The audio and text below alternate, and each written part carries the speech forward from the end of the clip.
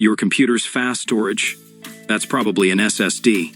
But how can something with no moving parts store hundreds of gigabytes, or even terabytes, of your data? Today, we'll open up the mystery of solid-state drives and see exactly how they keep your files safe and accessible in milliseconds.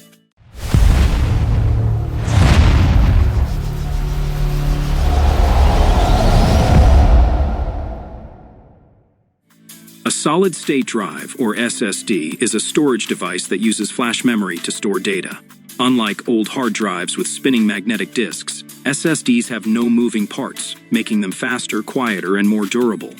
Inside an SSD are millions or billions of NAND flash memory cells. Each cell stores bits of data as tiny electrical charges. A single cell can hold 1 bit SLC, 2 bits MLC, or more TLC, QLC, allowing bigger capacities in smaller spaces. Your files, photos, videos, programs are broken into pieces and stored across these cells. When you save a file, the SSD's controller decides where to place the data.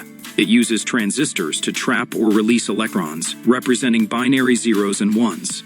These cells keep their charge even when the power is off, meaning your data stays intact until you erase or overwrite it.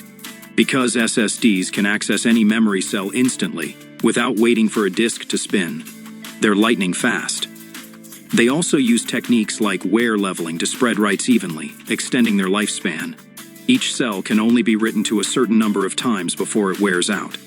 That's why SSDs have spare cells and firmware to replace failing ones. Regular backups are still important, but for most people, an SSD will last many years.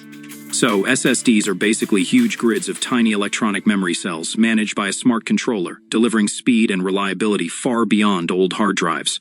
And now, when you hear solid state, you'll know exactly what makes it solid. Like what you saw. Don't forget to like, subscribe, and check out the next video.